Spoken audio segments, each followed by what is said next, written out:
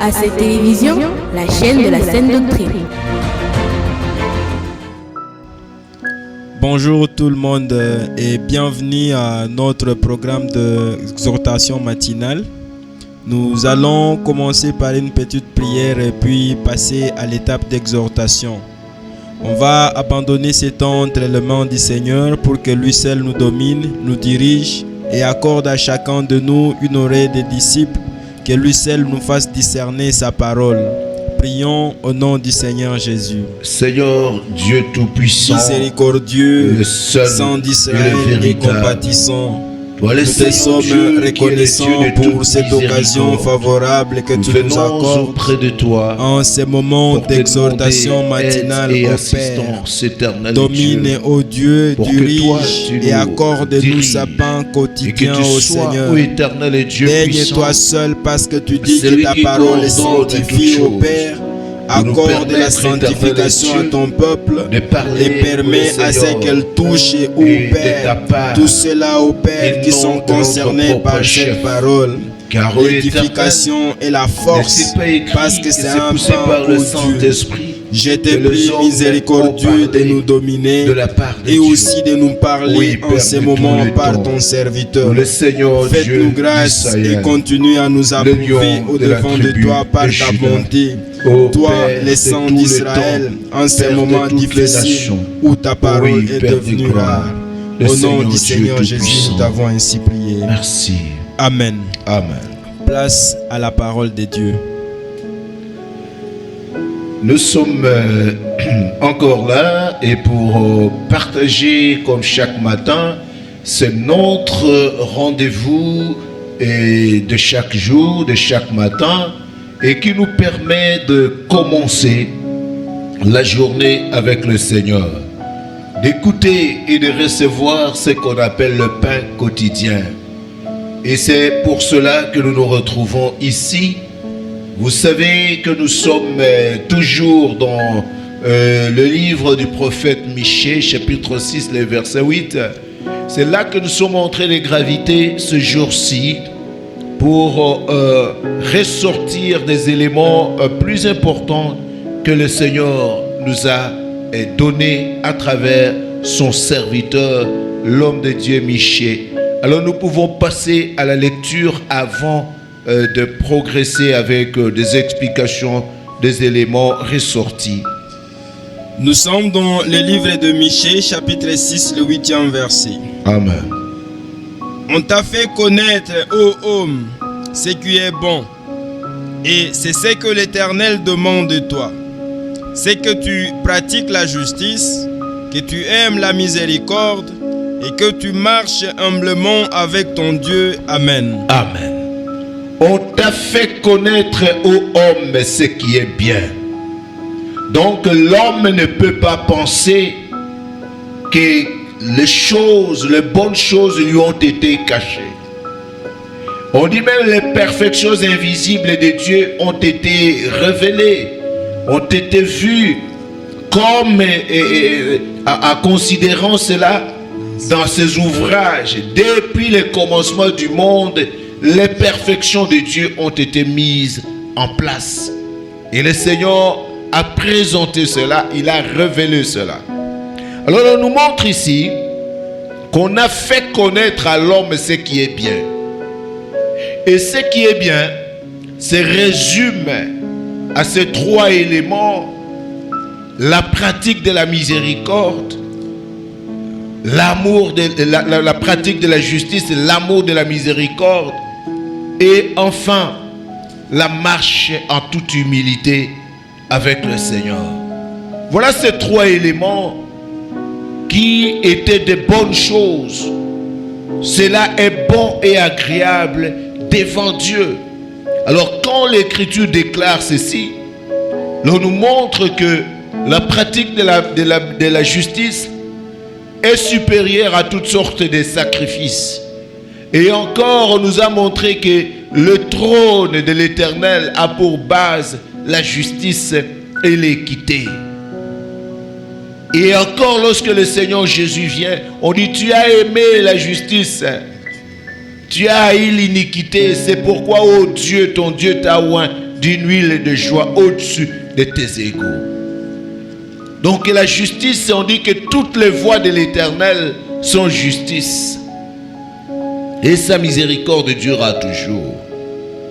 Même en tant que juge, nous avons parlé que dans l'exercice de la justice, dans la pratique de la justice, il y a le côté là où nous sommes considérés comme des juges et nous ne devons pas exercer la justice avec beaucoup plus de détours parce que nous devons juger les grands comme les petits.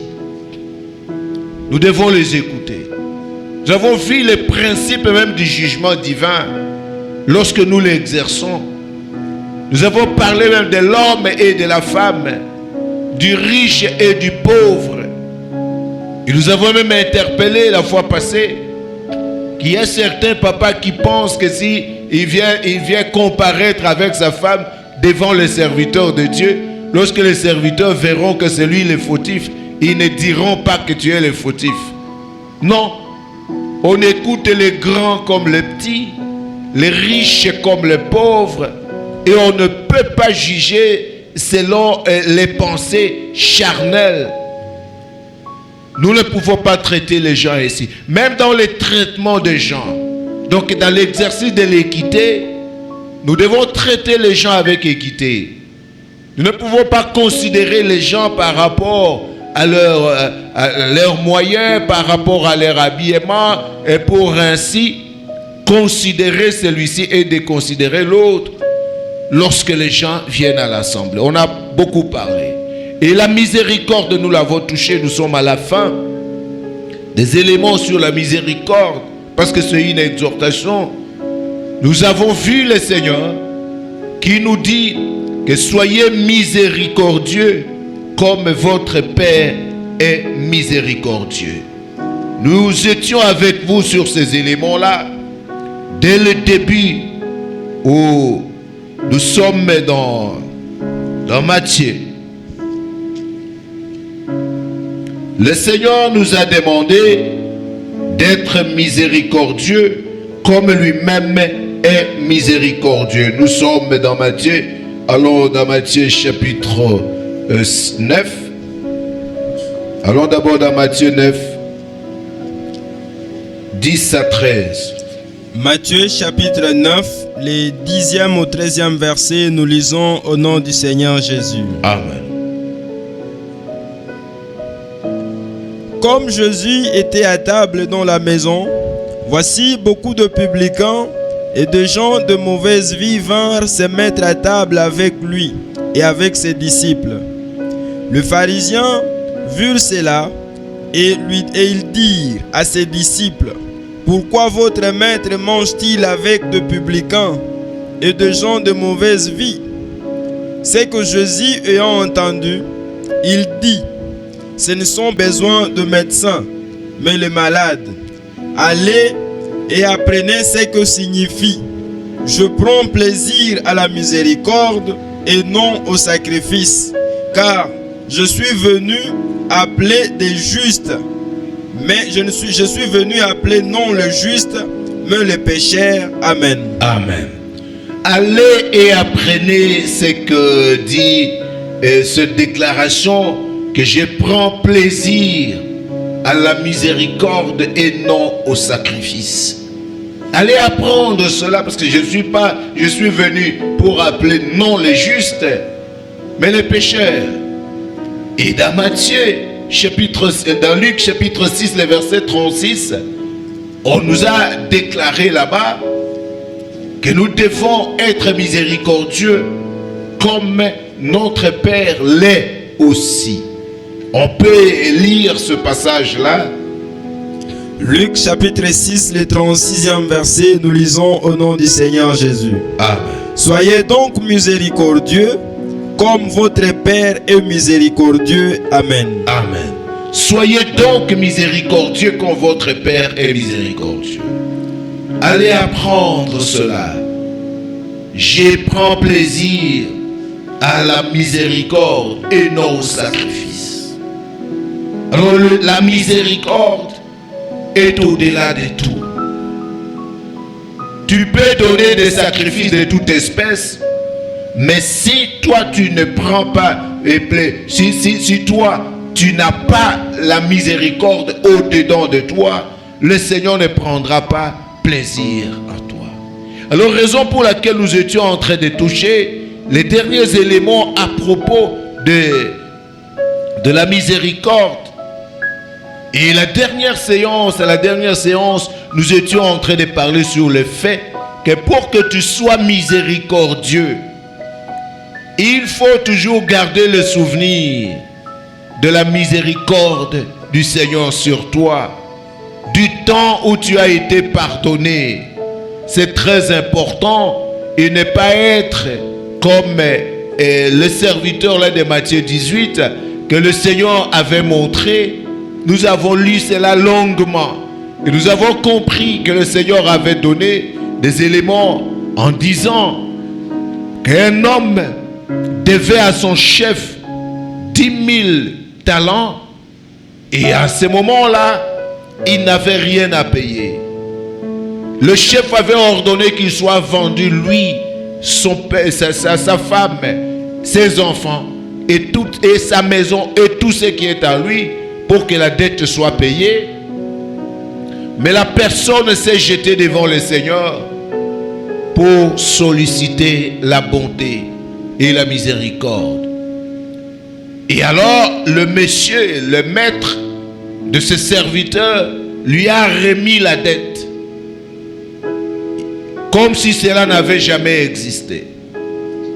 Mais ce monsieur, le fait de n'avoir pas gardé et le souvenir du bienfait de son chef, le souvenir de la miséricorde exercée sur lui, alors il est allé, il a rencontré quelqu'un qui lui devait moindre que ce qu'on lui a pardonné, et il s'est mis à gueuler cette personne-là, et malgré les supplications, son cœur n'était pas rempli de la miséricorde. Et il n'a pas eu la possibilité de pardonner celui-là. Il a jeté en prison ce que son maître a pris. Et le maître avait annulé les pardons lui étant accordés. Et il est revenu sur le fait et jeté cet homme en prison jusqu'à ce que lui aussi puisse payer les derniers centimes.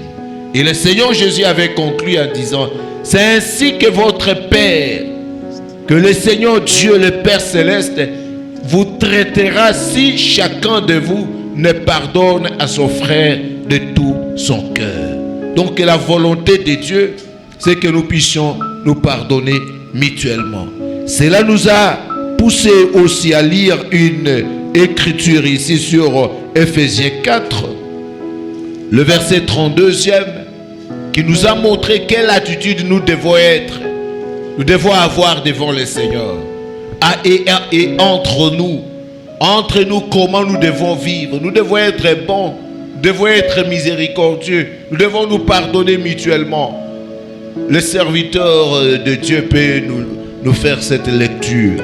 Ephésiens 4, le 32e verset, nous lisons au nom du Seigneur Jésus. Amen. Soyez bons les uns envers les autres, compatissants, vous pardonnant donc réciproquement, comme Dieu vous a pardonné en Christ. Amen. Amen.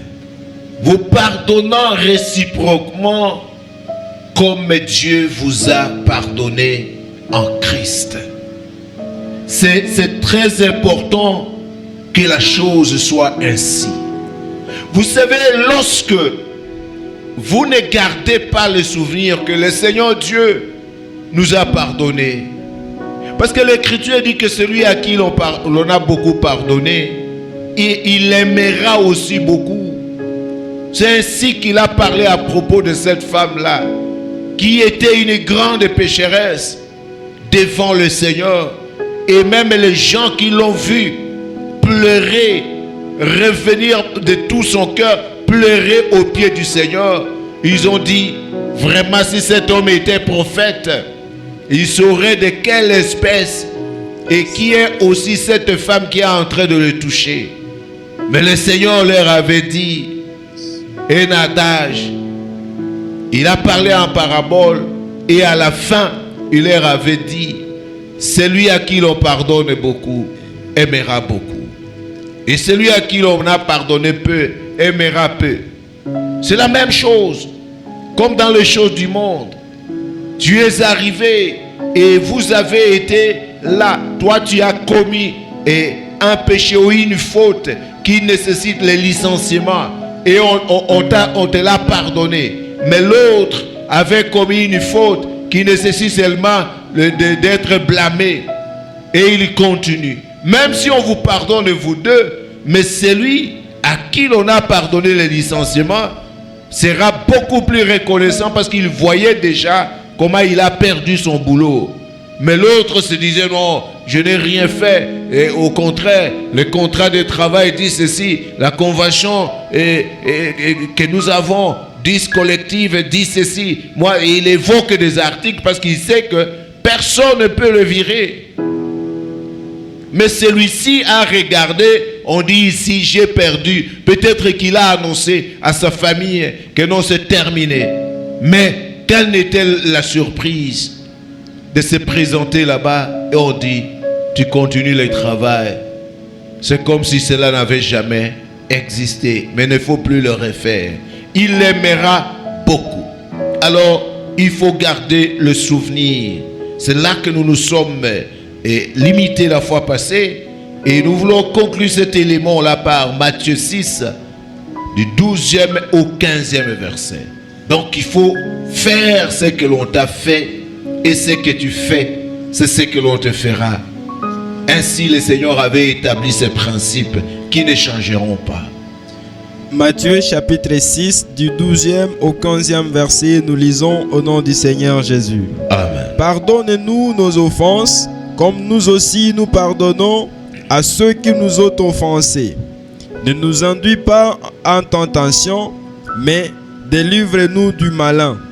Car c'est à toi qu'appartiennent dans tous les siècles les règnes, la puissance et la gloire. Amen. Amen. Pardonne-nous nos offenses comme nous pardonnons à ceux qui nous ont offensés. Donc le Seigneur montre que le pardon des offenses devant le Seigneur est tributaire aussi des actes que toi tu fais. Celui qui exerce la miséricorde sera exercée sur lui. Mais un autre élément, c'est que toutes les fois, il faut, vous voyez, on a exhorté là dans Ephésiens 4, 32, on dit soyez bons les uns envers les autres, et vous pardonnant et étant compatissants. Donc nous devons avoir un cœur qui se met à la place de l'autre. Toutes les fois que tu vas trouver quelqu'un en difficulté, il faut te poser la question, si c'était moi, donc tu dois te mettre à sa place. C'est ça être compatissant. Donc tu vas joindre cette personne-là.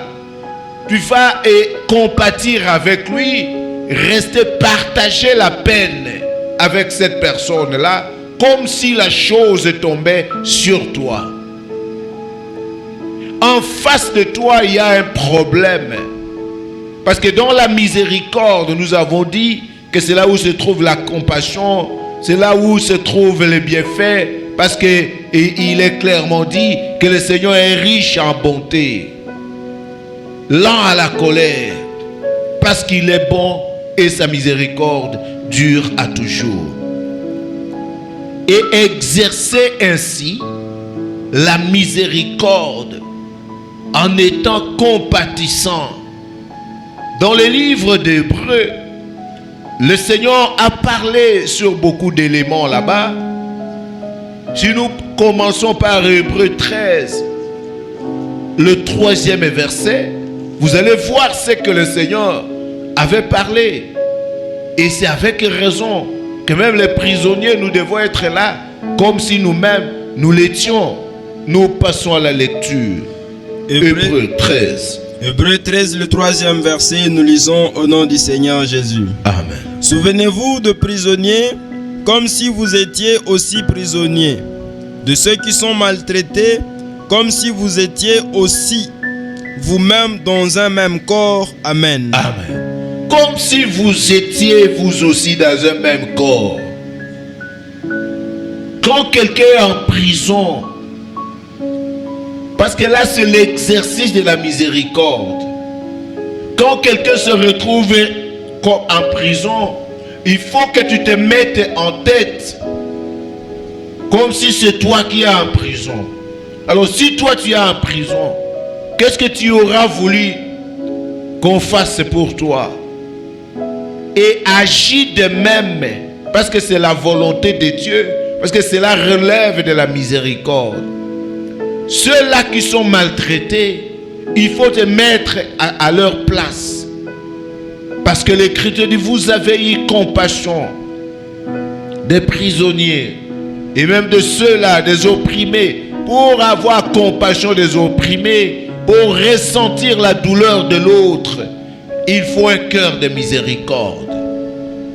Un homme miséricordieux ne peut pas se comporter comme un méchant homme, que lorsque lui il est bien, même si l'autre souffre là-bas, lui il s'en fout de la souffrance de l'autre. Non, chaque fois nous avons montré dans l'exercice de la miséricorde que le Seigneur, même pour guérir quelqu'un, on dit d'abord qu'il était émis de compassion.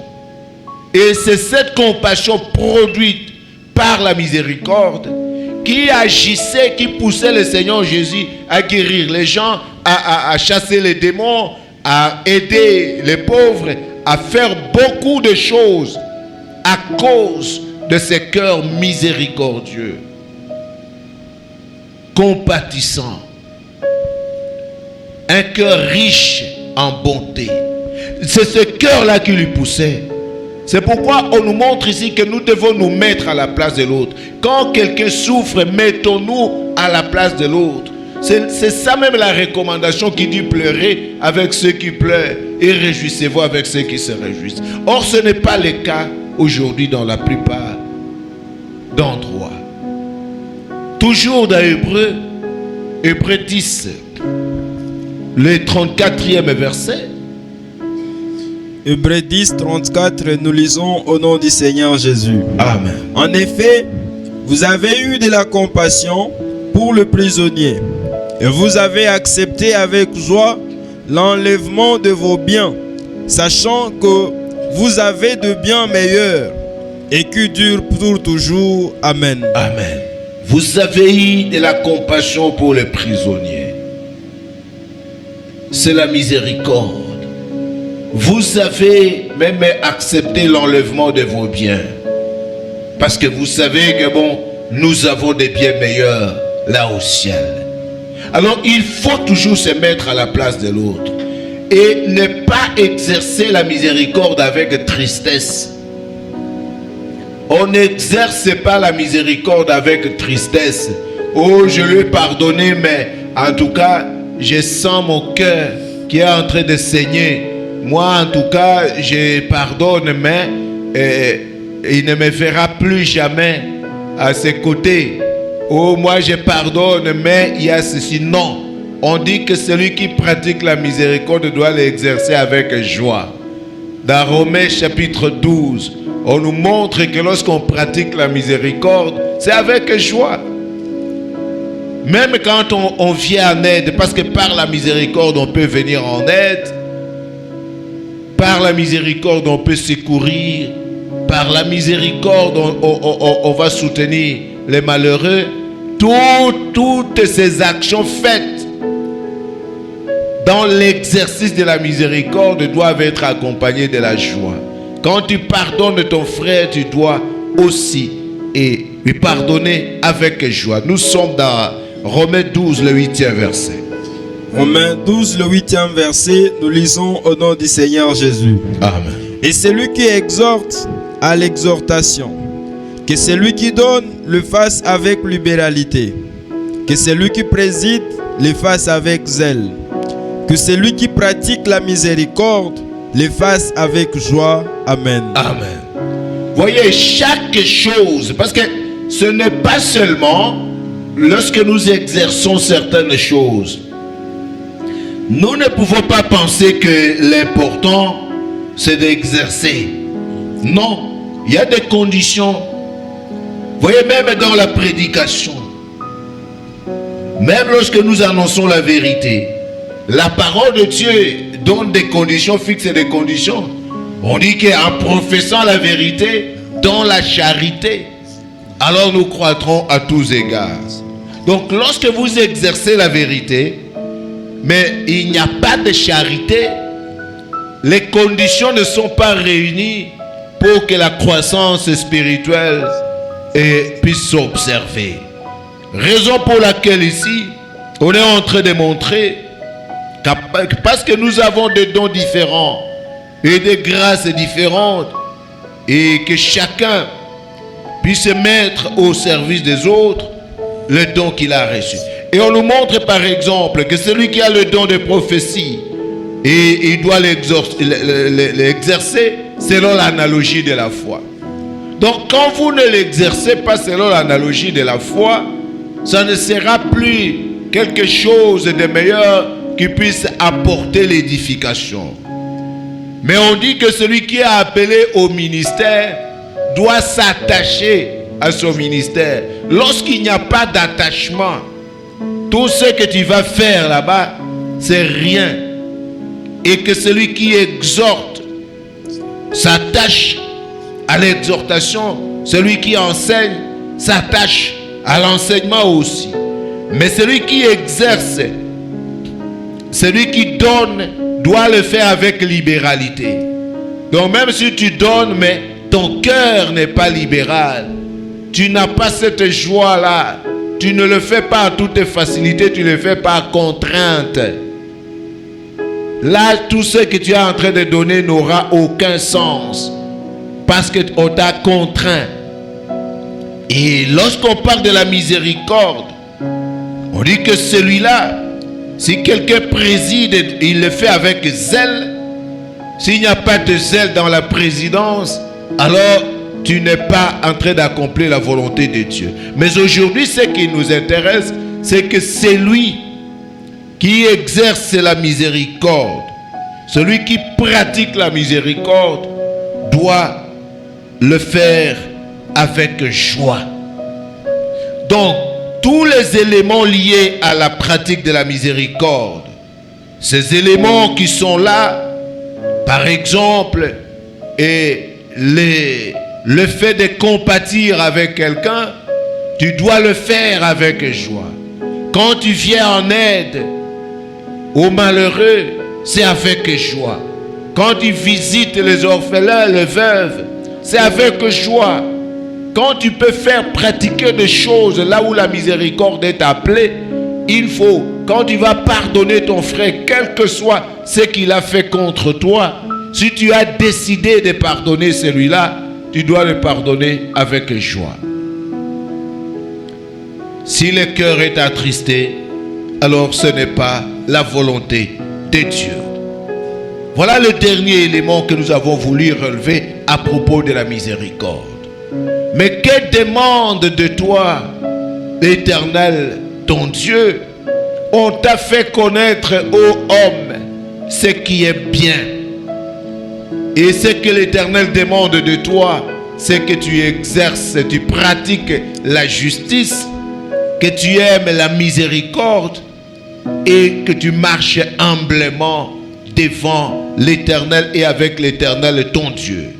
Marcher humblement avec le Seigneur, c'est aussi un élément plus important.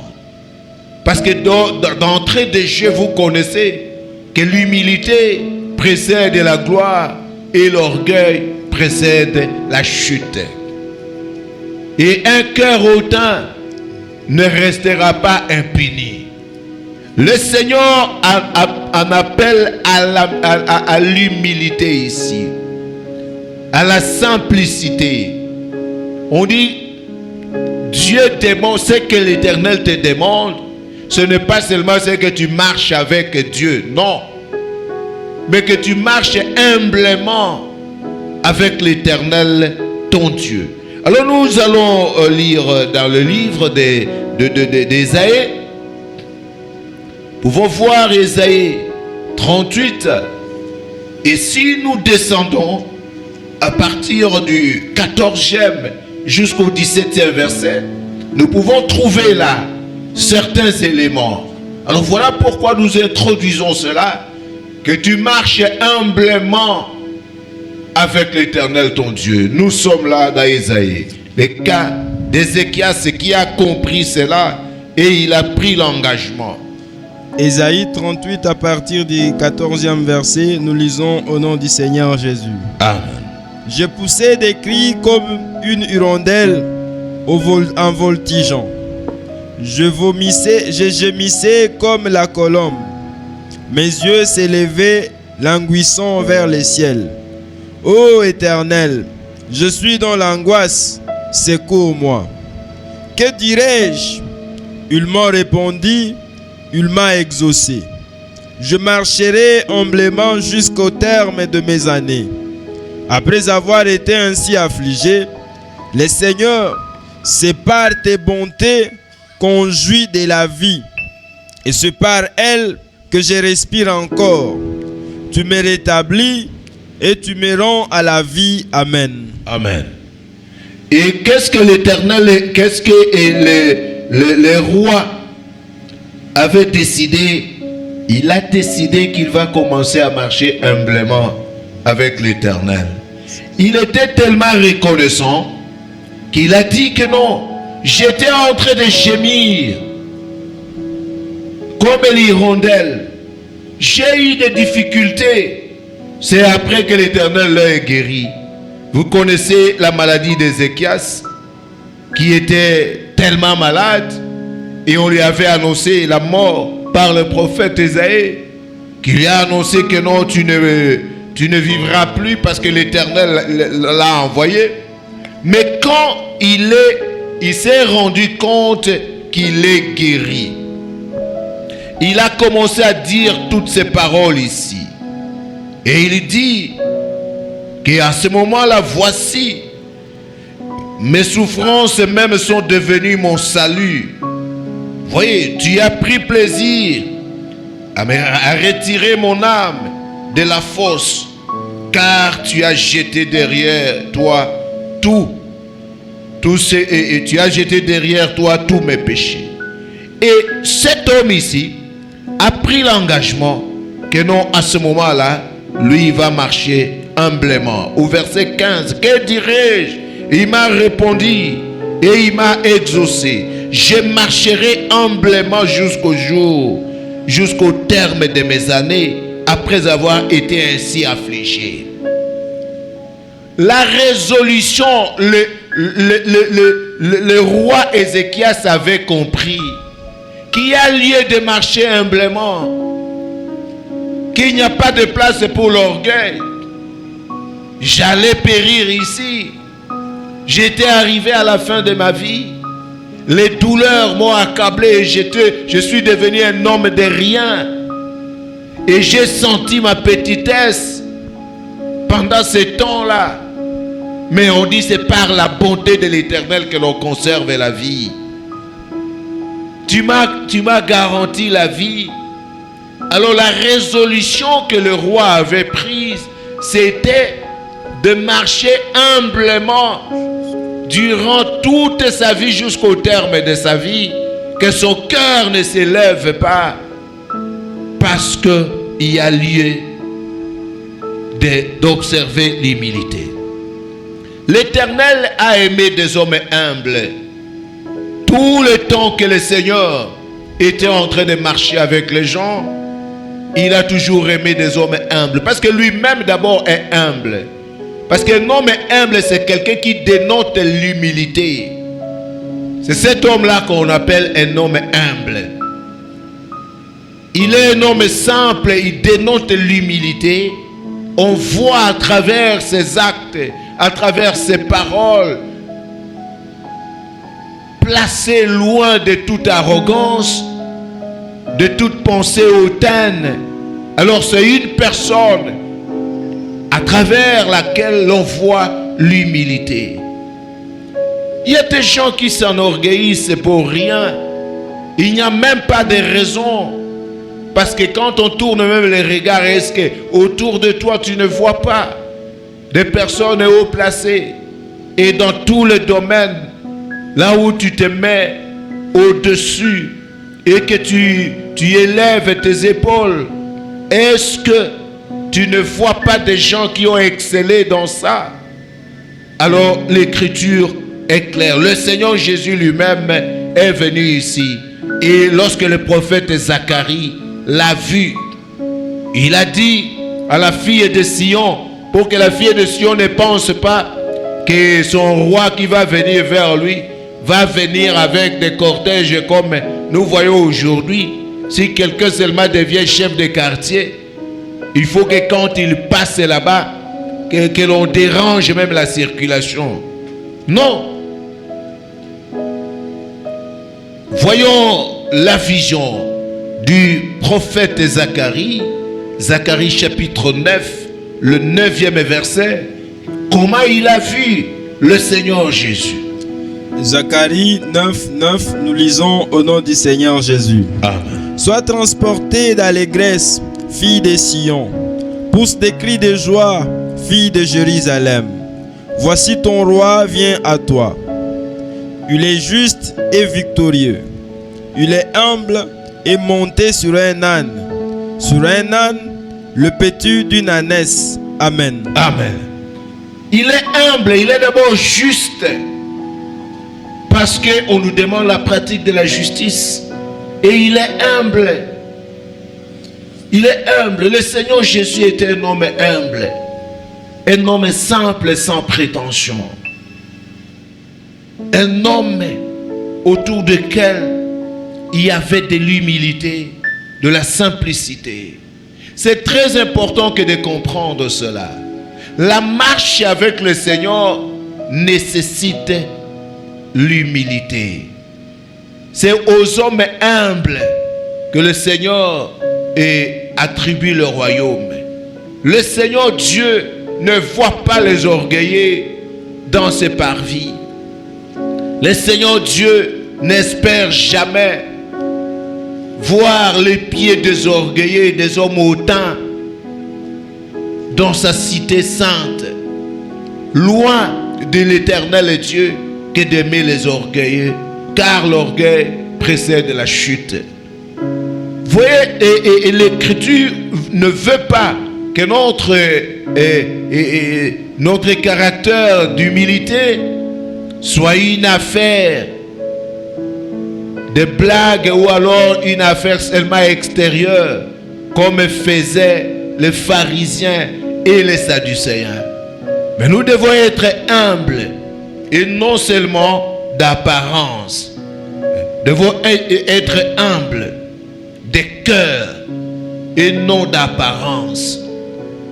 Selon Matthieu.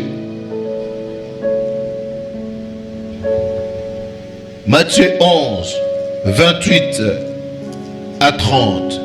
C'est là que nous voulons mettre notre point aujourd'hui, parce que ce point-là d'être humble, de marcher humblement, nous l'avons juste introduit.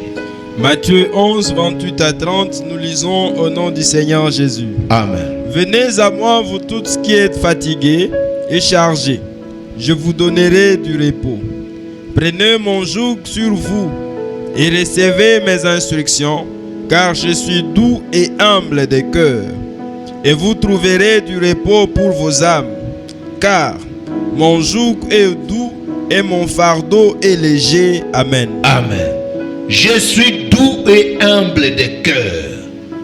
Raison pour laquelle, lorsque un homme est chargé et fatigué, il prend soin de décharger cette personne-là. Parce que d'abord, il s'est présenté comme un Dieu miséricordieux. Il a pitié de la personne.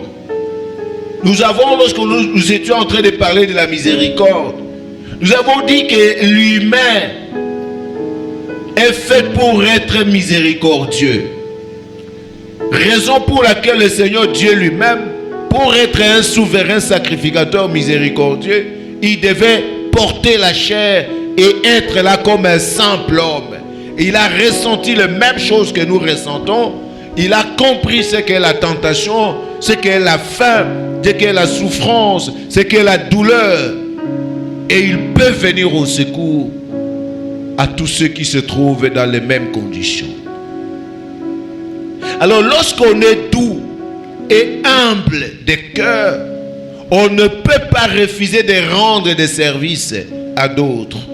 Le Seigneur s'est présenté par la douceur et par l'humilité.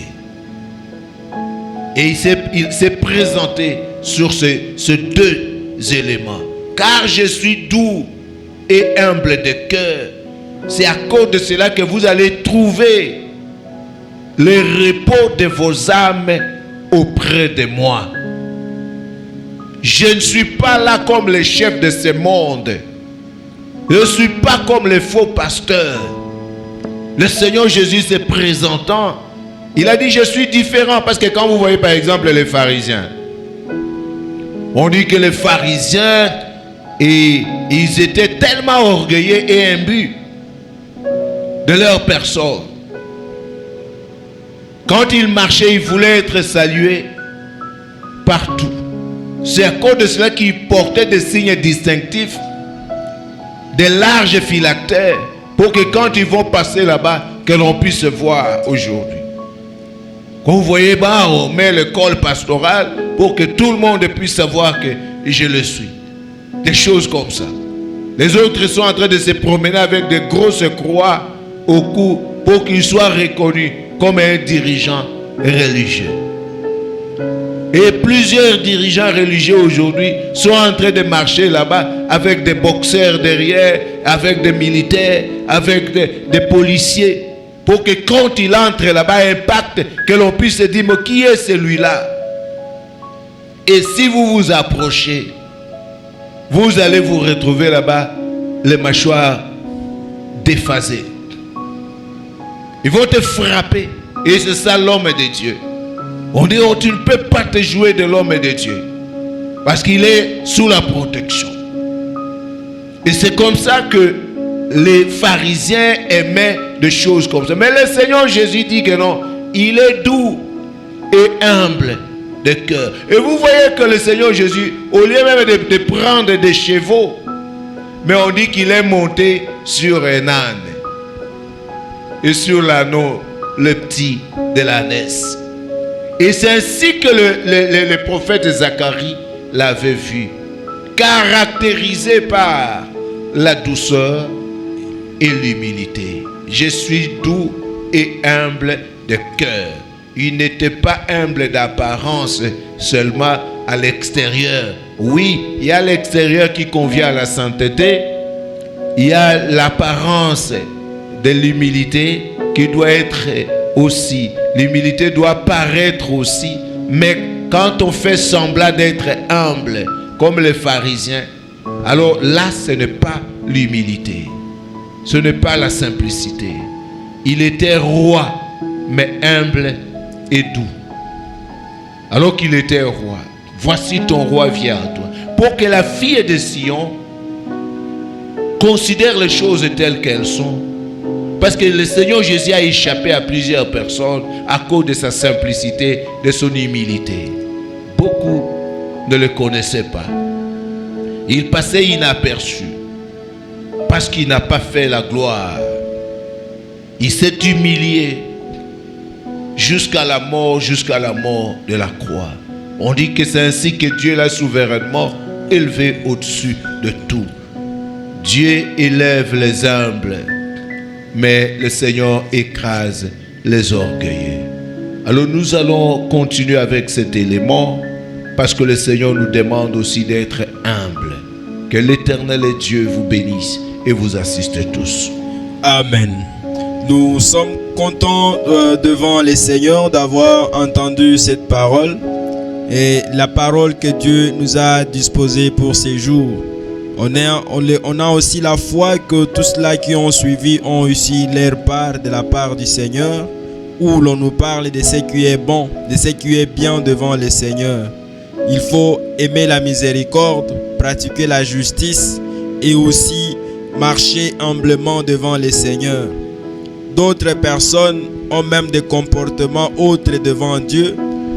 Dieu leur fait du bien comme à Ézéchias en les délivrant de la mort, mais après cela, ils s'enivrent et partent et commettent des péchés de toute espèce, ce qui n'est pas un bon comportement devant Dieu.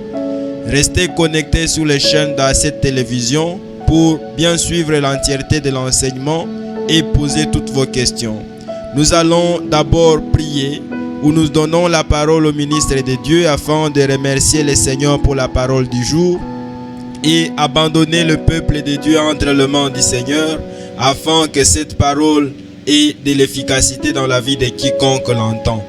Qu'il prie au nom du Seigneur Jésus. Seigneur, le Dieu Tout-Puissant, le Créateur de l'univers, de choses visibles et invisibles, tes bontés, ô le Seigneur Dieu, ne sont plus à démontrer.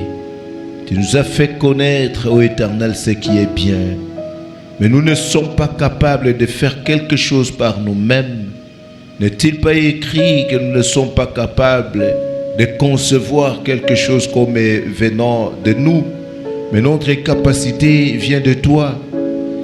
Produis, ô Éternel Dieu, un cœur juste, miséricordieux et humble, ô Éternel, pour que nous soyons comme toi, pour que nous aussi nous soyons bons et miséricordieux, justes et humbles, comme toi qui étais doux et humble de cœur. Que cela soit ainsi, Éternel Dieu, et que ton peuple puisse vivre une journée paisible et tranquille.